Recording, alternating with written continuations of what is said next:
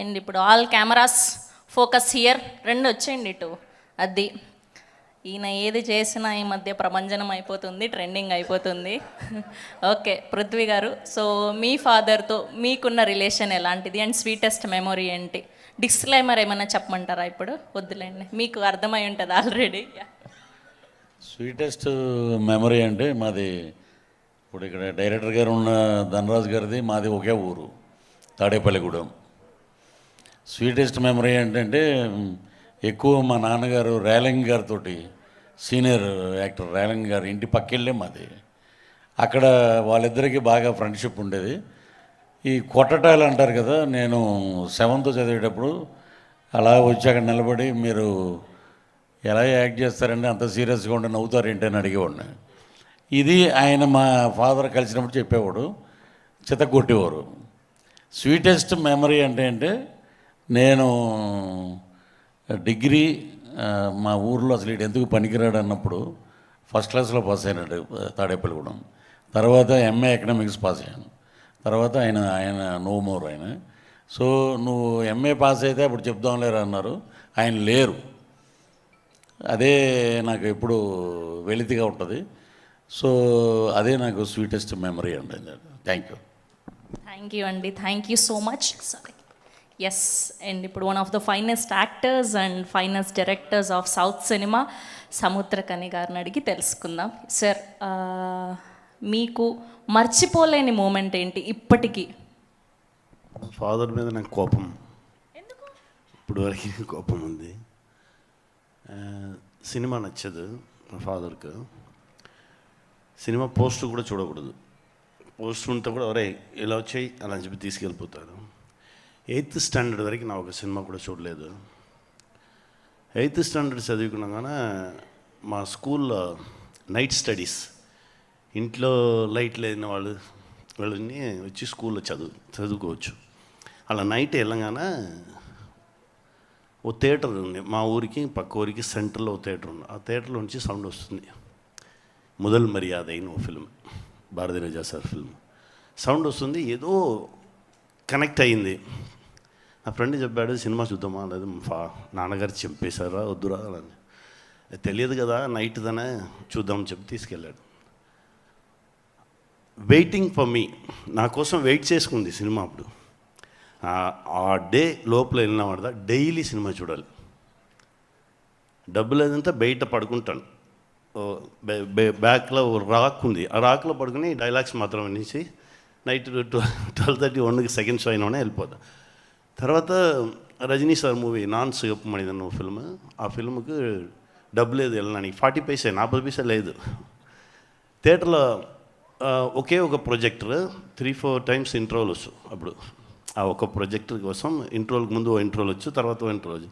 ఆ ఇంట్రోల్లో మురుకు తెలుసా మీకు? ఆ మురుకులు సేల్ చేయాలి. ఆ లోపల ఉన్న షాప్లో తీసుకొని వాళ్ళు ఓ పెద్ద ట్రేలు ఇస్తారు. ఆ ట్రే వచ్చి తీసుకుని వెళ్ళి ఆ ఇంట్రోల్ ఆ గ్యాప్లో 5 minutesలో మనం అప్పుడు ఫ్రీగా ఫిల్మ్ చూడవచ్చు. ఇది మా నాన్నకు తెలిసి మా నాన్నగారు వచ్చి ఆ ఇంట్రోల్లో ఆ డార్క్లో నా ట్రేతో వెళ్ళగానే థియేటర్లో చేసింగ్ జరుగుతుంది. నన్ను తీసుకొచ్చి లిటరల్గా నా హెడ్ కింద లెగ్ పైందా కట్టేశారు. కట్టేసి కొట్టేసి మా మదర్ వచ్చి ఫైట్ చేసి తర్వాత దింపి స్ట్రైట్గా థియేటర్కి వచ్చేసాను. ఇలా జరిగింది 2 years కంటిన్యూస్గా మా నాన్నకు నాకు ఫైట్. తర్వాత నా 10th స్టాండర్డ్ చదవగానే 15 years నాకు అప్పుడు ఆఫ్ డ్రాయర్ వేసుకుని స్ట్రైట్గా చెన్నై వచ్చేసాను. ఏం చేయని తెలియదు, ఎక్కడ దిగాని తెలియదు, వచ్చేసాను. నా నాన్న అయిన తర్వాత తెలుస్తుంది మా నాన్నగారు ఫీలింగ్. ఓ 10 days నా చెన్నైలో ఉన్నాను.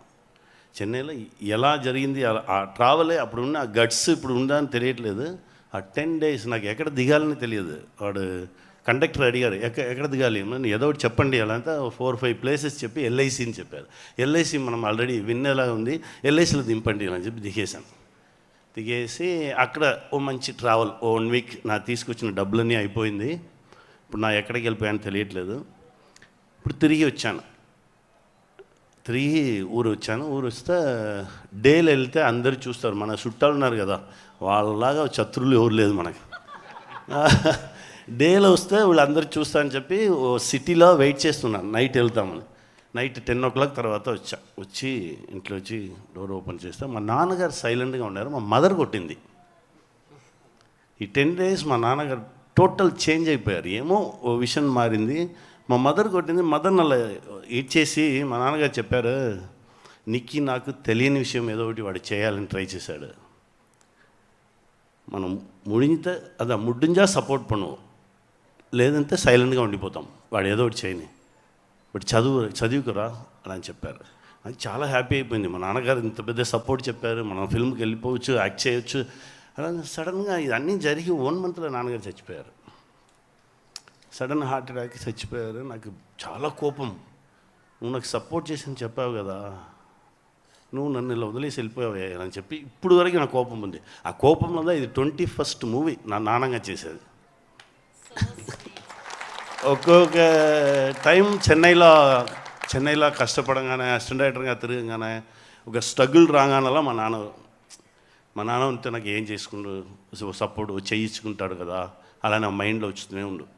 ఇప్పుడు వరకు నా నాన్నతో ఆ గొడవ కంటిన్యూగానే ఉంది. ఎప్పుడు చూస్తాను నా అదే అడుగుతా, నువ్వు ఉండాలి కదా, నువ్వు నాకు సపోర్ట్ చేసుకున్నాను కదా, నా చేయి పట్టుకున్నాను కదా, నువ్వు నాకు చేయలేదే అలా పోయిందా.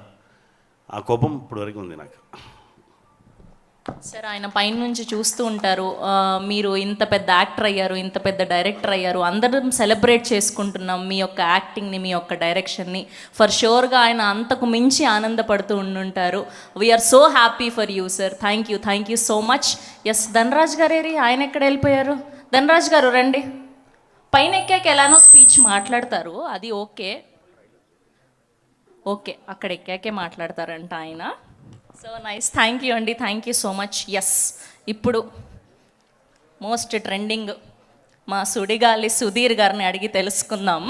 ఎస్, సో స్వీటెస్ట్ మెమొరీ ఏంటి, మర్చిపోలేని మెమొరీ మీ ఫాదర్తో? ముందుగా అందరికీ హాయ్ అండి, ఇక్కడికి వచ్చేసిన వాళ్ళందరికీ. స్వీటెస్ట్ మెమరీ అంటే నా ఫస్ట్ ఇన్కమ్, నేను మ్యాజిక్ షో చేసినప్పుడు ఒక స్కూల్లోని నా చిన్నప్పుడు నటరాజ్ బాక్సెస్ ఉంటాయి, జామెట్రీ బాక్సెస్. సో దాంట్లో ఒక 93 రూపీస్ సంథింగ్ అలా వచ్చింది. సో అది తీసుకెళ్ళి ఆ మ్యాజిక్ షో అవ్వగానే మళ్ళీ రిక్షాకి కూడా డబ్బులు ఎందుకని నడుచుకుంటూ వెళ్ళి తీసుకెళ్ళి మా డాడీకి ఇచ్చామాట. So that's the sweetest memory I had with my dad. And మర్చిపోలేకుండా తన్నులు తిన్న మూమెంట్ ఏంటి? అవి చాలానే ఉన్నాయి. టాప్ 1లోని సడన్గా గుర్తురావట్లేదు, ఎందుకంటే చాలా ఉన్నప్పుడు గుర్తురావు మేడం, చేసే పనులు అలాంటివి కాబట్టి. సో చిన్నప్పుడు ఏదో ఇంట్లో అల్లరి చేయడం, తమ్ముడికి నాకు గొడవ అవడం, ఇలాగా ఉన్నప్పుడు ఏదో మా డాడీ కొట్టడం, ఇంట్లోంచి వచ్చిన బయటికి వెళ్ళిపోవడం, మళ్ళీ రావడం, ఇలా ఐ మీన్ చాలా జరిగాయి. సో బట్ నాట్ అంటే రెగ్యులర్గా కొట్టడం అలాగైతే ఉండేది కాదన్నమాట. ఎప్పుడన్నా బాగా విపరీతమైన అల్లరి చేస్తే ఎప్పుడో ఒకటి ఉండేది, దట్స్ ఇట్, అంతా చేయలేదు. మీకున్న sweetest memory with your dad? చెప్తా, మన షోలో చెప్తా మీకు పర్సనల్గా. Okay, thank you so much.